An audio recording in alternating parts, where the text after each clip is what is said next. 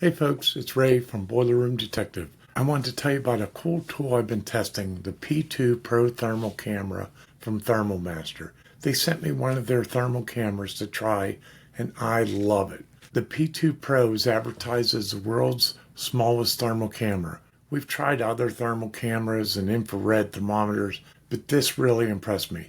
Let me tell you some of the things why I think this should be in every service tech's tool bag. And no, I'm not making a nickel from Thermal Master. This little guy is this big. Look at this thing. And it fits right into my cell phone. I wasn't expecting much at first, and I put it in there, and this thing will pay for itself over and over again. It's awesome. The first thing I like about this camera is that it has a time and date stamp. As a service technician or a company owner, you have to protect yourself from lawsuits. Look at this boiler shot I took. I can walk away and know that the boiler was operating when I left.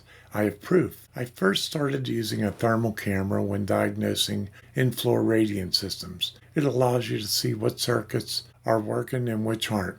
Thermal cameras like this are game changers for HVAC techs. You can spot blocked pipes, failed pumps, plugged condenser coils, air-bound radiators, overloaded breakers, or flue gas leaks, all without lifting a wrench. In this picture, I spotted a compressor not working during a service call. Usually, these compressors are behind a large metal screen that's heavy. You can see the other three compressors are working. This camera can see far beyond what the human eye can see. In this picture using the white background, I saw the temperature difference before and after cleaning the condenser coils, and also found where the coil was still dirty. So yeah, I'm impressed. If you're in the HVAC or plumbing business, or just like seeing hidden heat patterns, a thermal camera is worth every penny.